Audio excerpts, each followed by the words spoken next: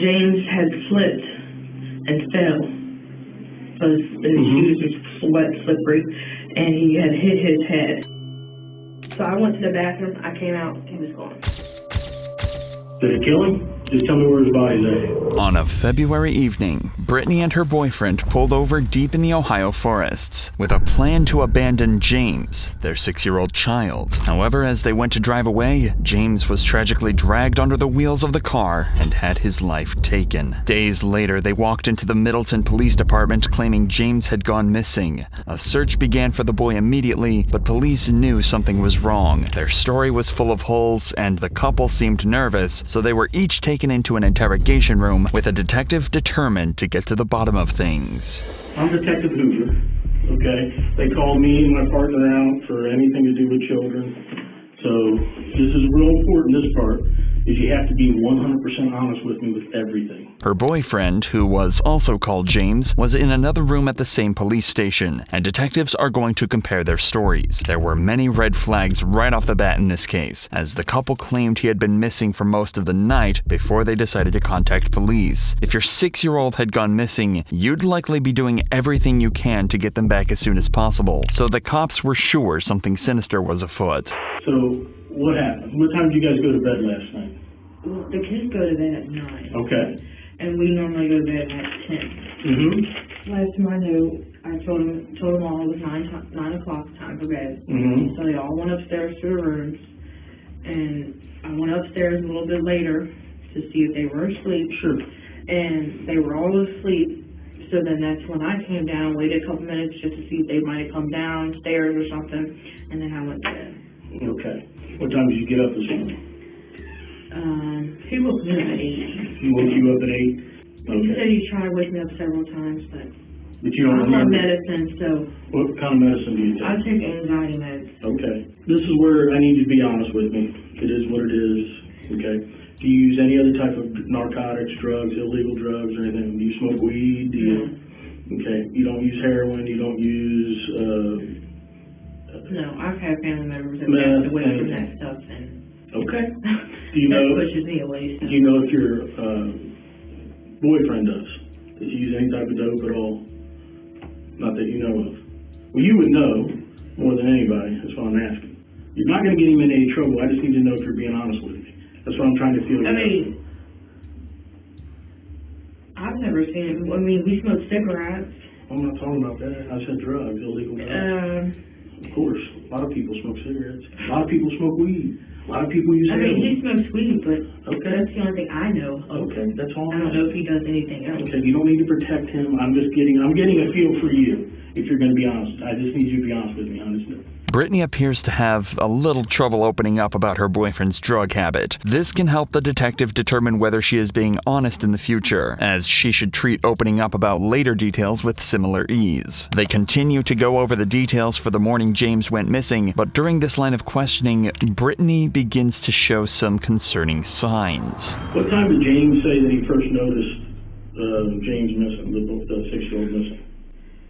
Well, I don't know what time he exactly got up, but he normally, every day, he gets up around 4, anywhere from 4 to 5, maybe sometimes a little later, but... When Brittany is asked more questions about her boyfriend, she appears to look up and to the left. There's a lot of contention around eye movements while recalling information. Some say the direction that someone looks is a direct tell for if someone is lying, but it's never a guaranteed indication. However, the mere act of suddenly avoiding eye contact with a detective while answering is a more solid sign, as many people associate eye contact with trust. Thus, it's often hard for people to maintain a gaze while lying, whereas those trying to argue the truth will often look directly into the detective's eyes to seem more believable. Has James ever been missing before?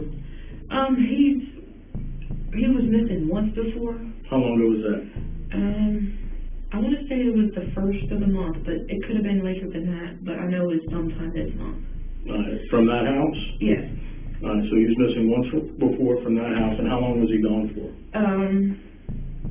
I don't know when he was outside, but he found him at the you know how there's basement stairs? Well, he found him at the bottom of the basement stairs. I don't know what he was doing, but... Is there only one way to get into your basement? Yeah. outside? Mm-hmm. Okay. The fact that James has been missing before is another red flag for the detective. It's possible James is just an adventurous child and tries to slip away at every opportunity he gets. But it could also be a sign of abuse or neglect in the home. Either way, it's giving the detective all the more reason to be suspicious. I've been a policeman for 27 years. I've been assigned to detectives about 10 years. I've interviewed a lot of people, hundreds and hundreds of people over my career. There's something going on here. Something's not right here. I've done this, like I said, I've interviewed hundreds of people over my career, and, people get scared, they get themselves backed into a corner, and they don't know what to do. And my job is to help them through that, because sometimes it is what it is. Something happened, and parents freak out and, don't know what to do. So is there anything else? Before I walk out of here, this is your opportunity to be 100% straight with me. I suspect James, or I got mad at the boy last night and I spanked him and he took off out the door, or just anything weird is fine to tell me. You're not going to tell me anything that's going to surprise me. Okay? No. I mean... Did you hurt your baby? No. Now, do you know? I love my kids. I would never. Okay. Do you know who hurt your baby? No. Do you know your baby's whereabouts right now? Okay. Do you suspect James is doing anything to your baby? No. Okay. You're 100% sure on that one? Yeah, he loves him like everybody does. Okay. Note that the detective is making a conscious effort to refer to James as her baby. This is in a direct attempt to exact an emotional reaction from Brittany. This kind of specific word holds a lot more weight than just kid or child, as it portrays James as more vulnerable. The detective is also trying to let Brittany know that he's sure something is wrong, and as he'll soon find out, his instincts are absolutely correct. What was the needle that we found down at the... There was a needle found at the side door. You know anything about that? So do you use needles for any of your medication? No, there's, the people next door do drugs. Okay, so maybe it was from one of them, is that what you're saying? Yeah. And Have you ever seen... we always see a whole bunch of people just walking in through the... Oh, yeah. Cutting through, basically. Yeah. Have you ever seen James use any needles? So, you said something about James does work, like doing electrical work for houses? Yes. Like rentals, I would assume? Yes. All right. Like he gets them ready. Who does he work for? Taylor. That's the only thing I know his name is Taylor. And was Taylor just giving the keys of these? Are they all vacant, I would assume? I'm not Do they sure. go clean them out? What do they do? Do you know? I know when they put people out and they get evicted and they sit people's stuff out, I don't know if they sit it out, put it in the dumpster. I don't know what they do. Does he have like keys to the house, James? Does he have keys to the houses and stuff? I guess that he works for. Did he ever come in with a bunch? You would know. Does he come in with a bunch of keys or? He's always had the same key that he's had. But nothing like extra keys that you could have. Basically, I'm waiting for my guy to come here. He's going to do the polygraph for me.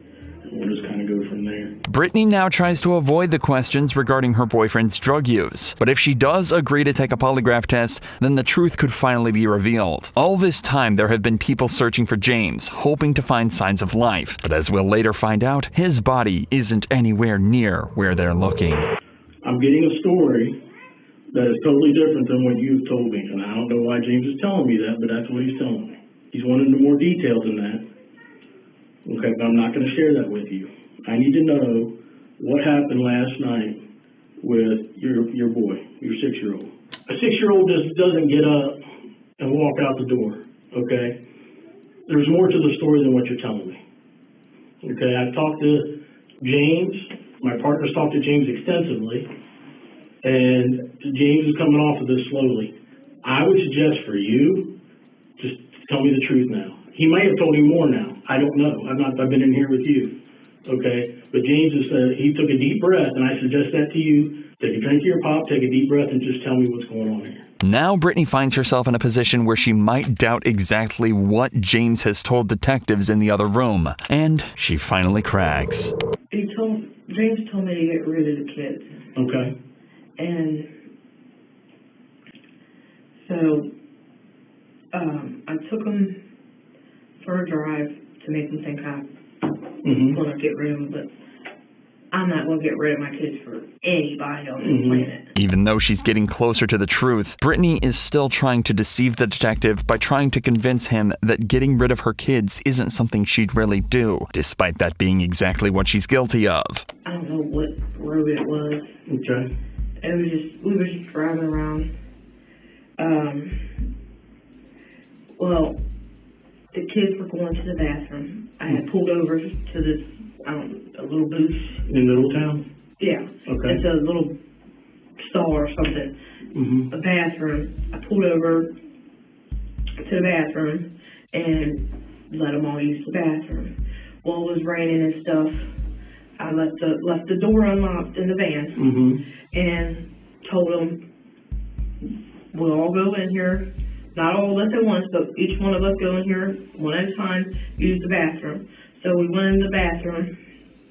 Well, I couldn't go in there. But when I went to go in the bathroom, I told him to go ahead and just get in the van. Well, James had slipped and fell because his shoes were wet, slippery, and he had hit his head. The problem here is simple. If James had simply hit his head, then why not just get medical help then and there? Brittany is trying to take away as much blame as she can from herself. The truth was, Brittany had simply decided she wanted to get rid of her kids for good, allegedly at the request of her boyfriend. Both she and James drove her 3 children to Rush Run Wildlife Area in southern Preble County, where they had a change of heart and decided to only leave their youngest, James. But as they tried to drive away from the park without him, he tried to grab onto the car and was dragged under the wheels. Sadly, the accident killed him, and Brittany and James returned to find his body in the road. The detective's suspicions had been right all along. After Brittany and James drove home, they placed the 6-year-old's body in a spare room of their house before they dumped his body off a bridge that crosses the Ohio River.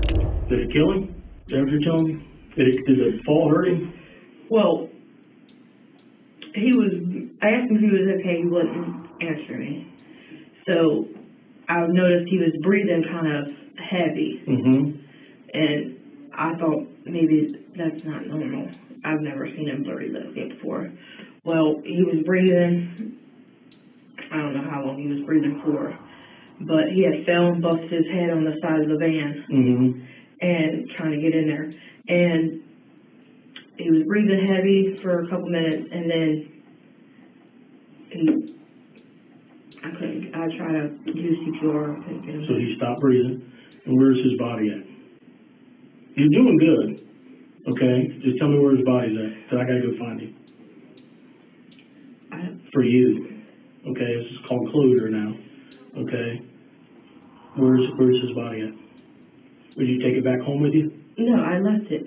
You left it? So who's all in the car with you? All of us. James, you... Yes, we always and know the 3 children. as a family. So all 5 of you? Yes. All right. And what park was this, or where was this at in Middletown? Because it would make sense to put, to me... It was... Did you put him in a dumpster? Did you just let him lay right there? Was he buried? I mean, that's what I need to know. I didn't do nothing with him. I just let them lay in the parking lot, because it was a plain parking lot. There was, I believe, like water over here or something. And there was one little stall, and I left him just lay on the ground. Okay. Did James do anything with him? Your boyfriend? I mean, it doesn't make sense just to lay him right there on the ground. So well, I left him laying in there on the ground because I was going to call the ambulance, but I was scared, shook up, didn't know what to do. Okay. So now we need to figure out where this is at. Well, the little boy was laying on the ground. I went to the bathroom, told him to try real quick, because I couldn't hold myself. I told him, you try real quick to give him CPR. And so I went to the bathroom, I came out, he was gone. Regardless of how true her story is, Brittany has now told the detective that James is dead. The priority is to find him. After Brittany details the moment they dumped his body, police are able to search the area, but despite their best efforts, they would never find him. Brittany would plead not guilty by reason of insanity, claiming that she had a learning disability and did not understand what was happening. But an evaluation by a psychologist showed that she was competent to stand trial. Of course, both were found guilty, and Brittany would face the harshest punishment. She would be sentenced to murder and child endangerment, totaling 21 years in prison. James, on the other hand, was found guilty of kidnapping, child endangerment, and gross abuse of a corpse, and would be given the maximum sentence of 19 years.